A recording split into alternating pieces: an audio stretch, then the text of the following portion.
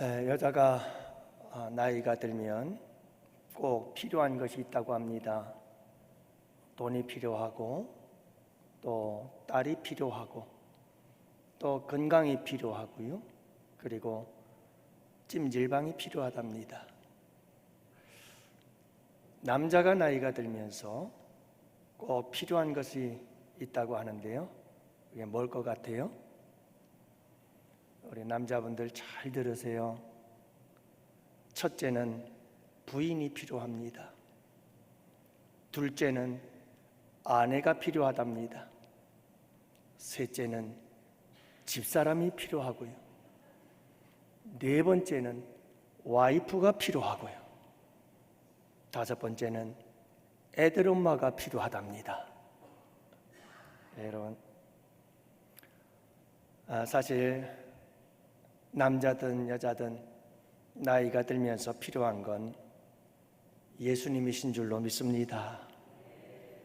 저희들은 다 복받은 사람들이죠. 할렐루야. 여러분, 죽음이 가까우면 가까울수록 예수님이 필요하지 뭐가 더 필요하겠어요?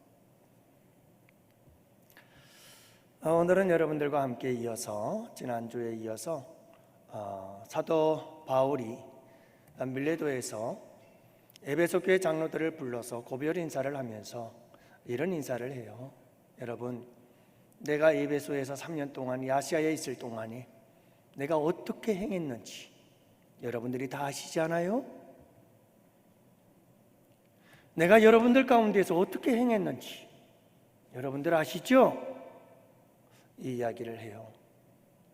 그래서 우리가 지난주에 이어서 계속해서 함께 살펴보고자 하는 것은, 우리는 양원교회에서 지금까지 어떻게 행했는가, 어떻게 사명을 감당했는가, 우리가 한번 돌아보자 이거죠. 사도 바울은 3년 동안 이 아시아에서, 에베소에서 어떻게 행했을까요? 에베소 교회와 성도들과 장로들 앞에서 사도 바울은 어떻게 행하였기에 이렇게 고별 인사를 나누고 있는 걸까요? 사도 바울이 행한 그 행함을 비추어서 거울 삼아 우리도 한번 우리가 지금까지 어떻게 교회에서 행해왔는지 한번 살펴보는 귀한 시간이 되기를 바랍니다. 여러분, 첫날부터 지금까지 지난주에 나눈 말씀은 이 말씀이었죠. 첫날부터 지금까지 변함이 없었다, 흔들림이 없었다, 한결같았다.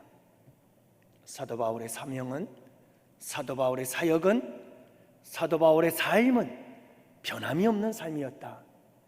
항상 주님 앞에 변함없이 열심히 충성하고 헌신했다는 것을 알 수가 있습니다.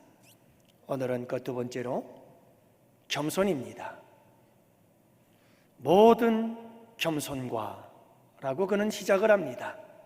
사도 바울이 3년 동안 아시아에 있으면서 행한 그의 삶의 모습, 사역의 모습, 그것은 겸손이었다 하는 것을 알 수 있습니다.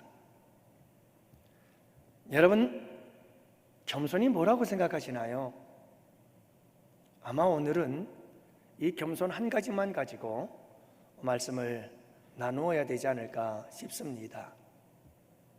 여러분, 겸손이 뭐라고 생각하세요?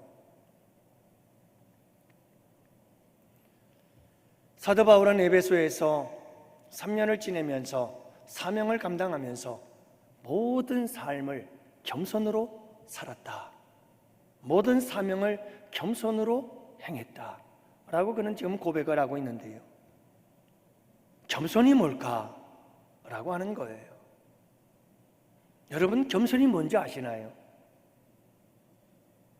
먼저 교만에 대해서 생각해 볼까요? 교만의 일반적인 정의, 사전적인 의미입니다. 잘난 체하고 뽐내며 건방짐, 혹은 다른 사람에게 가르침을 받지 않으려고 하는 것을 교만이라고 한다. 이게 일반적인 사전적 정의, 교만이라고 하는 뜻입니다. 그러면 교만에 대한 성경적 정의는 뭘까요? 성경에서는 이 교만을 어떻게 해석을 할까요? 교만의 핵심은 하나님이 없이 살아갈 수 있다고 생각하는 것. 이게 일단 교만입니다. 하나님이 없는 듯이 살아가는 것. 그것이 교만이다. 이게 성경적 교만의 정의입니다. 그저 단순히 자기를 높이려고 하는 것, 다른 사람들보다 높아지려고 하는 것, 그게 교만이 아니고 하나님을 경배하지 않고 하나님을 의지하지 않고 하나님 없이도 살 수 있는 것처럼 그렇게 살아가는 모습이 그 자체가 교만이다 이 말이에요. 하나님께 받은 은혜는 잊어버리고 모든 게 다 자기의 공로인 것처럼 여기며 살아가는 삶, 그게 교만이다. 이게 성경적 교만의 정의다 라고 하는 거지요. 그렇다면 여러분, 겸손은 뭘까요? 겸손의 일반적인 사전적 정의 이렇습니다. 남을 높이어서 귀하게 대하고 자기 자신을 낮추는 태도, 우리가 흔히 생각하는 겸손이에요. 그러면 성경적인 정의는 뭘까요? 성경이 말하는 겸손이란 뭘까요? 자신의 죄성과 자기 자신의 한계를 깨닫고 인정하고 하나님께 철저히 의지하는 자세, 여러분, 그게 겸손이에요. 성경은 이런 겸손에 대해서 누릴 복이 있다고 말합니다. 여러분, 겸손한 자에게 주어지는 하나님의 놀라운 복들이 있는데 성경 구절 구절 가운데 다 있습니다. 그게 뭐냐 하면 첫 번째는 기도응답을 받습니다. 또 하나는 구원을 얻습니다. 주께서 높여주십니다. 배부르게 될 것입니다. 주께서 돌보아 주십니다.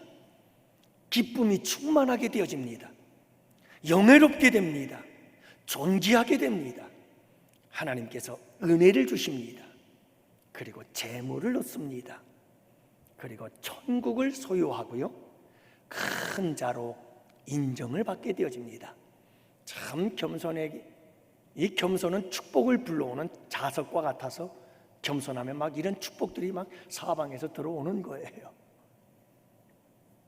제가 늘 얘기를 하잖아요. 원리를 알면 참 쉬워요. 수학도 인생도 신앙도 원리를 알면 잘 풀려요. 그리고 잘 되거든요.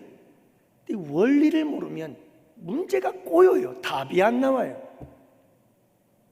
여러분, 겸손하면 10가지 100가지 복이 따라와요. 근데 우리는 겸손한 걸 제껴놓고 복을 받겠다고 몸부림을 치는 거예요. 그럼 그 복이 내게 오겠느냐고요. 너무나 단순한 원리를 우리는 너무 복잡하게 풀어요. 하나님 이 복도 주시고 저 복도 주시고 나도 높아지고 싶고요, 나도 좀 존귀함을 받고 싶고요. 하나님, 자꾸 그냥 막 문제를 풀어가는데 그럴 필요 없다는 거예요. 주님의 공식은 겸손하라. 겸손하면 겸손한 자에게 은혜 베푸시고 겸손한 자를 높여주시고 겸손한 자를 존귀케 하시고, 그냥 겸손하면 될 것을, 여러분, 이것이 하나님의 원리인 줄을 믿으시기 바랍니다. 그런 원리를 알면 잘 풀려요. 모든 게 다 풀려요. 근데 문제를, 원리를 모르면 아무리 풀려고 해도 이상하게 꼬이기만 하지 답이 나오질 않아요. 한홍 목사님은 그렇게 얘기를 합니다. 겸손은 하나님을 바라보는 것이다 라고 말하면서 위에 계신 하나님을 바라보는 것, 그분 앞에 서는 것, 바로 그것이 겸손이다 라고 이야기를 하는데요, 그는 이렇게 말합니다. 하나님의 인정을 넘치도록 받는 사람은 더는 인간의 박수갈채와 인정에 예민하지 않는다. 그리고 그때 비로소 영혼의 상처가 치유되고 생각이 건강해지고 재능이 아름답게 쓰여지게 될 것이다. 여러분, 우리가 하나님께 인정을 받으면 사람들에게 박수갈채 안 받아도 우리 살아요. 그것으로 만족해요. 그것으로 충분해요. 겸손이라고 하는 것은 여러분, 그 원리가 그래요. 하나님 앞에 겸손해지면 사람들에게 받는 것은 따라오게 되어 있어요. 근데 우리는 하나님 앞에 겸손해지지 않으면서 자꾸 뭔가를 사람들에게 받으려고 하다 보면 꼬이고 또 꼬이고 또 꼬이는 거예요. 안 돼요. 그게 안 돼요. 여러분, 내가 높아지는 것은, 내가 존귀하게 되는 것은 내가 할 일이 아니라 주님이 하시는 일. 내가 할 일은 겸손해지는 일. 나는 겸손해지기만 하면 돼요. 사랑하는 성도 여러분, 사도 바울은 아시아에서, 에베소에서 사역을 할 때에 이렇게 겸손함으로 사명을 감당했다는 사실을 알 수가 있어요. 오로지 하나님만 의지했다는 말이죠. 사람의 박수갈채 기대하지 않았어요. 사람들의 인정? 이거요? 그렇게 크게 기대하지 않아요. 사도 바울은 오직 하나님 바라보고 하나님 의지하고 하나님 붙잡고 하나님 앞에서 하나님께서 주신 사명을 열심히 감당한 거예요. 그게 겸손이에요. 오직 주님만 의지하고 사명을 감당한 거죠. 이게 겸손이에요. 사도 바울은 모든 겸손으로 이렇게 사명을 감당했다는 것을 알 수가 있어요. 여러분, 겸손한 사명자, 그러면 누가 생각나시나요? 겸손한 사명자, 그러면 바로 우리 예수님이시죠. 여러분, 예수님의 겸손에 대해서 빌립보서는 이렇게 기록하고 있어요. 빌립보서 2장 5절에서 8절 말씀, 유명한 말씀이죠. 너는 너희 안에 이 마음을 품으라. 곧 그리스도 예수의 마음이니 하면서 이어서 말씀하십니다. 그는 근본 하나님의 본체시나 하나님과 동등됨으로 여기지 아니하시고 자기를 비어 종의 형체를 가져 사람들과 같이 되었고 사람의 모양으로 나타나셨음에 죽기까지 복종하셨으니 십자가에 죽으심이라. 자, 여기서 우리 예수님의 겸손에 대해서 이야기를 하는데요. 여러분, 우리 예수님께서 우리에게 보여주신 겸손이 뭔지 아세요? 세 가지입니다. 첫째, 예수님의 겸손은 자기 비움이에요. 따라합시다. 자기 비움. 자기를 비우는 거예요. 이게 예수님의 겸손의 첫 번째예요. 예수님은 근본 하나님의 본체이시다. 무슨 말이에요? 예수님은 하나님의 본체예요. 하나님과 예수님은 하나이신 거예요. 근데 예수님과 하나님은 동등하셔요. 그렇기 때문에 예수님은 하나님의 본체이시고, 그래서 예수님은 하나님과 동등하신 분이에요. 권세도, 영광도, 능력도, 영광도 모든 게 다 하나님과 동등하셔요. 그런데 그 예수님께서 자기를 비우셨어요. 하나님의 본체됨을 비우셨어요. 하나님과 동등됨을 비웠어요. 자기 비움. 여러분, 자기를 비우는 것이죠. 이건 뭘 의미하느냐면요, 내 특권을 다 내려놓는 거예요. 내 기득권을 다 내려놓는 거예요.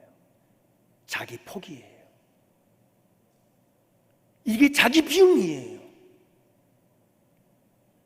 하나님과 동등됨을 취할 것으로 여기지 않았어요. 하나님의 본체신데 본체가 되심을 포기했어요. 하나님과 동등한데 하나님과 동등됨의 권리를 다 내려놓았어요. 이게 자기 비움이에요.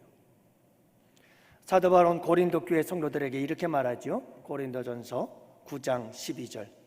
다른 이들이 너희들에 대한 이 권리에 참여하거든 하물며 우리는 더 거리하지 아니하겠느냐. 그럼에도 불구하고 우리가 이 권리를 쓰지 아니하고 모든 것을 참는 것은 우리가 그리스도의 복음을 가로막지 아니하려 함이라.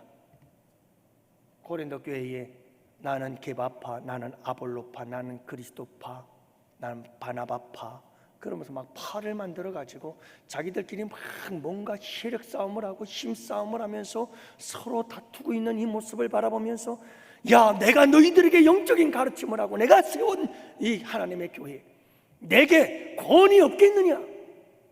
너희들도 권리를 따지고 있는데 내가 권리가 없겠느냐? 나도 권리가 있다. 하지만 내가 모든 권리를 다 내려놓는 것은 예수 그리스도의 복음이 막히지 않게 하려 합니다. 그러니까 여러분, 사도 바울은 모든 권리가 있었어요. 하지만 그 권한을 내려놓는 거예요. 예수님의 겸손이죠. 자기 비움이에요. 자기 비움. 내가 권리가 있어요. 내가 권한이 있어요. 하지만 그것을 내려놓는 거예요. 그것을 포기하는 거지요. 예수님의 겸손은 바로 이거였어요. 여러분, 자기 것 다 챙기고 자기의 유익을 다 챙기고 자기는 요만큼도 손해를 보려고 하지 않고 자기의 권한과 권리는 요만큼도 내려놓지 않으면서, 그러면서 겸손하다고요? 있을 수가 없어요. 그런 겸손은 있을 수가 없어요. 예수님의 겸손은 하나님의 본체인 것을 포기했다니까요. 하나님과 동등됨을 포기해버렸다니까요. 자기를 비우는 거예요. 이 자기 비움이 겸손이에요. 사랑하는 성도 여러분, 겸손에 대해서 우리가 잘 알아야 돼요. 그냥 말로만의 겸손이 아닌 우리가 이 겸손이 어떤 것인지를 잘 알아서 진정으로 겸손한 삶에 도전해야 되고요.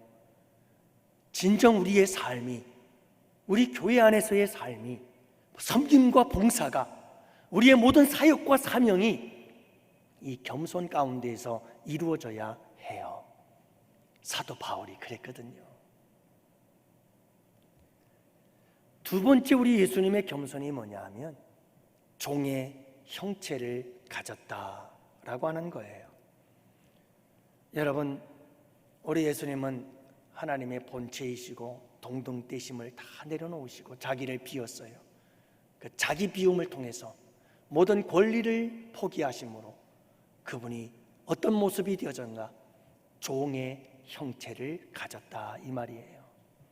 여기서 가졌다는 말은 누구에 의해서 만들어진 수동적인 것이 아니라 능동적인 거예요.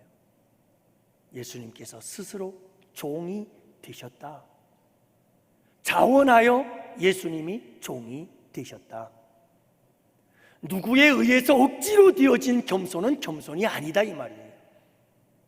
참되고 진정한 겸손은 내가 자원해서, 내가 기쁨으로, 감사함으로 만들어진 겸손이 참되고 진정한 겸손인 것을 말씀해 주고 있는 거죠.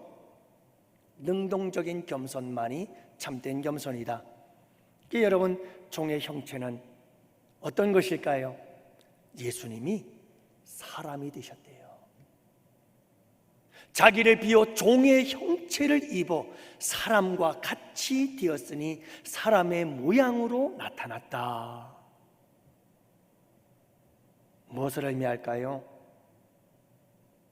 여러분, 예수님의 겸손은 하나님의 본체, 하나님의 동등됨, 그 하늘의 보좌를 버리시고 인간이 되어 이 땅에 오신 인카네이션, 성육신을 말하고 있는 거예요.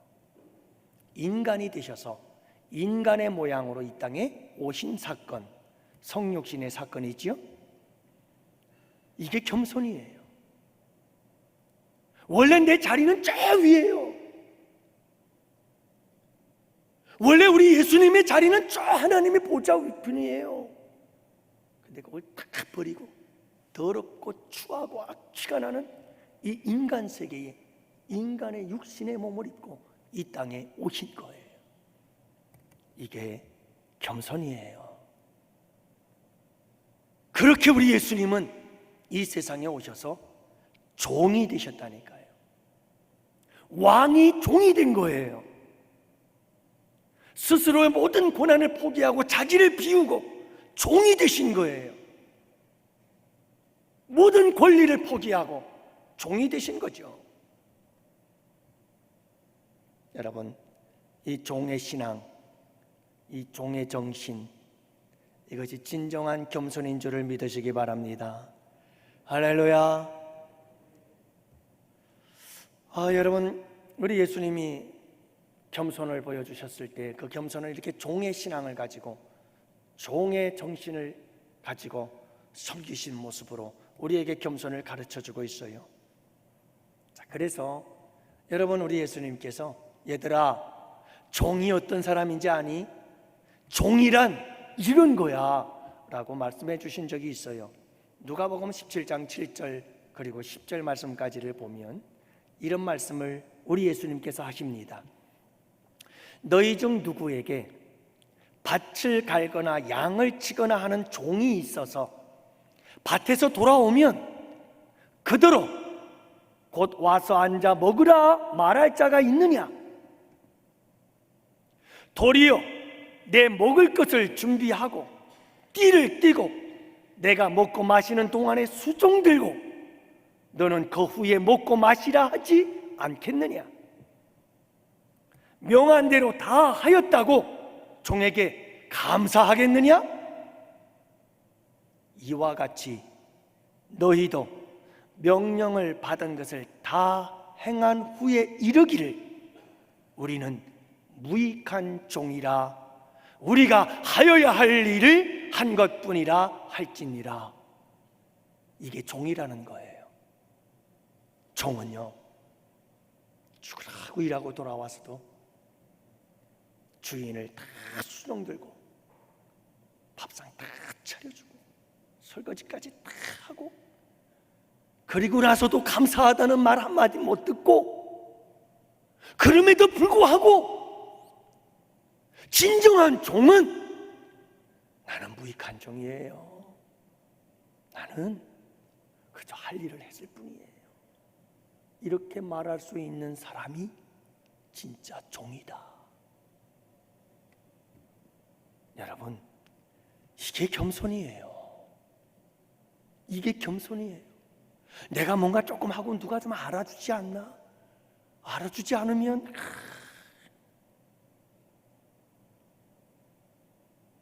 종의 신앙이란, 종의 정신이란, 우리 예수님이 보여주신 겸손의 종의 모습은, 종의 형체는 이런 거예요. 이런 거예요. 무익한 종에 대한 이야기가 나오니 번뜩 떠오르는 이야기가 하나 또 있네요. 뭐가 떠올라요? 달란트 비유에서 한 달란트 받은 자가 있었죠. 그 한 달란트 받은 자에게 우리 예수님께서 마지막 때에 심판하시면서 뭐라고 말하죠? 이 무익한 종아, 어두운 데로 내쫓으라. 거기서 슬피 울며 이를 갈미 있으리라. 이 무익한 종아, 여러분, 우리가 늘 이 세상을 살아가면서 종의 신앙과 종의 정신을 가지고 주님, 나는 무익한 종이에요. 내가 해야 할 일을 했을 뿐이에요. 여러분, 이렇게 고백하는 사람은 마지막 날 우리 주님 앞에 섰을 때 착하고 충성된 종아, 너 너무너무 잘했어, 칭찬받게 될 줄로 믿습니다. 그런데 이 고백을 잃어버렸어요. 나는 무익한 종입니다. 난 내가 해야 할 일을 했을 뿐입니다. 이걸 잃어버렸어요. 난 대단한 사람이야, 나 없어 봐. 안 돼. 내가 얼마나 필요하고 소중한 존재인데. 이런 교만한 마음을 갖고 있던 사람은 마지막 날에 여지없을 거예요. 이 무익한 종을 바깥 어두운 데 내어 쫓으라. 여러분, 내가 무익한 종이라 고백할 때 우리 주님께 칭찬받는 종이 될 것이요, 내가 무익한 종임을 고백하지 아니하면 마지막 날에 우리 주님의 입에서 나를 향하여 무익한 종이라고 말하지 않을까요? 여러분, 우리는 항상 이 고백을 가지고 살았으면 좋겠어요. 주님, 저는 무익한 종입니다. 저는 할 일을 했을 뿐이에요. 저는 할 일을 했을 뿐이에요. 사랑하는 성도 여러분, 이런 아름다운 고백이 참되고 진정한 겸손인 줄을 믿으시기 바랍니다. 예수님은 종의 형체를 가졌어요. 스스로 종이 되신 거예요. 종이. 마지막 세 번째, 우리 예수님은 죽기까지 복종하시는 거죠. 십자가의 죽으심이라. 여러분, 겸손은 복종이에요. 순종 없는 겸손은 있을 수가 없어요. 겸손하다? 그러면 그 사람은 순종의 사람인 거예요. 교만하면요, 절대 순종할 수가 없어요. 교만한 사람은 순종하지 않아요. 아까 얘기했잖아요. 교만의 일반적 사전적 정의 뭐라고요? 다른 사람의 말을 들으려고 하지 않는 것. 아니, 일반적으로도 그래요. 예. 사랑하는 성도 여러분, 교만한 사람은 순종하지 않아요. 다른 사람의 말을 들으려고 하질 않아요. 그러나 겸손한 사람은 복종합니다. 우리 예수님의 겸손은 모든 겸손 중에 최고의 겸손이죠. 최대의 겸손이에요. 이보다 더 큰 겸손이 없어요. 왜냐하면 죽기까지 복종하셨으니까. 생명을 내어주는 것보다 더 큰 순종이 어디 있겠어요? 우리 예수님의 순종, 우리 예수님의 복종은 생명을 내어주는 복종이었고 순종이었기 때문에 그건 최고의 순종이었어요. 특히 예수님의 생명은 우리의 생명과 달라요. 예수님의 생명은 창조주의 생명이에요. 하나님의 생명이에요. 신적인 생명이에요. 그분께서 우리를 위해서 생명을 내어주신 거죠. 그래서 예수님께서 죽기까지 복종하신 그 사건만큼 큰 사건은 없는 거예요. 사랑하는 성도 여러분, 우리 예수님의 이 겸손을 따라서 사도 바울이 교회를 섬겼어요. 그리고 장로들에게 말하는 거예요. 내가 여러분 어떻게 여러분 섬겼는지 아시잖아요. 내가 겸손하게 섬겼어요. 내가 이런 겸손으로 교회를 섬긴 거예요. 이렇게 고백을 하고 있는 거죠. 사랑하는 양원의 성도 여러분, 우리는 지금까지 어떻게 섬겨왔나요? 여러분 어떻게 섬겨오셨어요? 우리는 낮아져야 돼요. 자꾸 종이 되어야 돼요. 임금이 되려고 하지 말고, 주가 되려고 하지 말고, 왕이 되려고 하지 말고, 여러분 우리는 자꾸 종이 되려고 해야 돼요. 이게 겸손이에요. 지금까지 우리 양원교회 성도들이 이렇게 겸손하게 잘 섬긴 줄로 믿어요. 그러니까 우리 교회가 이만큼까지 왔죠. 여러분 앞으로도 더욱더 겸손하면 겸손할수록 우리 주님께서는 우리 교회에 은혜를 베푸시고 우리 교회에 많은 축복의 역사들을 이루어 주실 줄 믿습니다.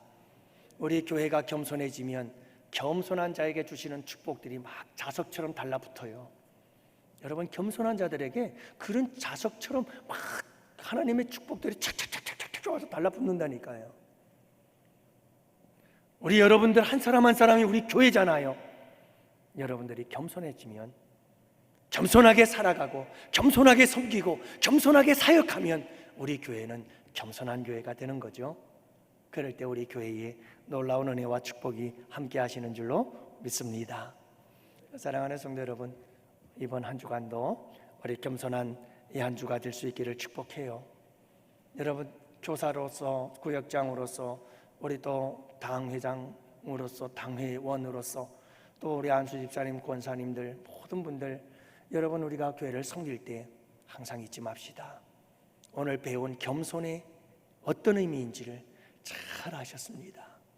여러분, 이 겸손한 마음, 이 겸손한 모습으로 아름답게 우리 교회를 섬겨서 우리 교회에 큰 부흥의 역사가 일어나고 여러분들에게는 하는 은혜와 축복이 충만하시기를 주님의 이름으로 축원합니다. 기도합시다.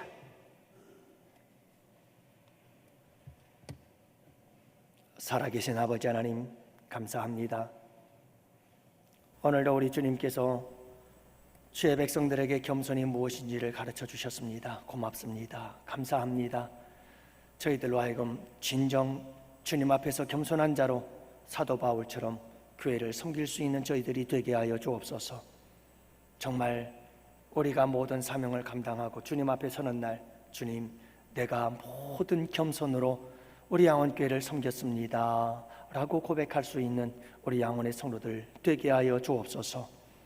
우리 예수님처럼 겸손하여 자기를 비우고 모든 권리를 포기할 줄 아는, 그리고 끊임없이 낮아져 종의 형체를 입는, 그래서 내 생명까지 아낌없이 내어줄 수 있는 이 아름다운 겸손이 종의 정신을 가지고 살아가는, 종의 신앙을 가지고 살아가는 우리의 겸손한 삶이 될 수 있도록 주님 은혜 내려 주옵소서. 아버지, 부족한 종에게 주시는 말씀임을 압니다. 주님 도와주셔서 내가 먼저 앞장서 본이 되게 하시고 겸손히 섬기는 자가 될 수 있도록 더 낮아지고 더 낮아지고 더 겸손히 낮아지는 부족한 종이 될 수 있도록 은혜 내려 주시고 우리 양원의 성도들 모두에게도 같은 은혜 내려 주옵소서. 이 한 주간의 삶을 아버지 하나님께 부탁합니다. 하나님, 사랑하는 양원의 성도들, 병원에 계신 분들 계십니다. 지켜주시고 우리 주님께서 치료하시고 고쳐 주옵소서. 병든 자들 치료하시고 고쳐 주시고 이 한 주간에 치유와 회복의 역사가 있는 복된 한 주가 되길 원합니다. 상한 영혼들 회복되는 역사가 있게 하시고, 또한 아버지 하나님 인생의 문제들이 풀어지고 해결되는 역사가 이 한 주간도 있게 하여 주옵소서. 코로나로부터 지켜 주옵시고, 또한 아버지 하나님 죄악과 세상과 사탄 마귀의 모든 유혹으로부터 주님께서 지키시고 보호하시고 복된 길로 이끌어 인도하여 주시옵소서.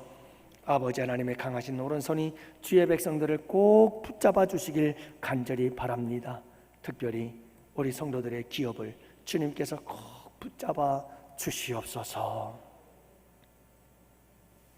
이제는 우리 주 예수 그리스도의 구속의 은혜와 하나님 아버지의 사랑하심과 성령님의 교통하시고 인도하심이 이곳에 모인 주의 백성들 머리 위에와 가정 위의 생업이 우리 양원교회와 양원교회에서 협력하는 국내의 교회와 선교지와 기관들 위에와 사랑하는 조국 대한민국과 또한 아버지 하나님 군 복무 중에 있는 우리의 아들들, 유학 중에 있는 우리의 자녀들, 그리고 코로나로 이 자리에 참석하지 못한, 그리고 아버지 하나님 육체의 질병으로 이 자리에 나오지 못한 우리 양원의 지체와 권속들 머리 위에, 그리고 우리가 살아갈 이 한 주 위에 이제로부터 영원토록 함께 있을지어다.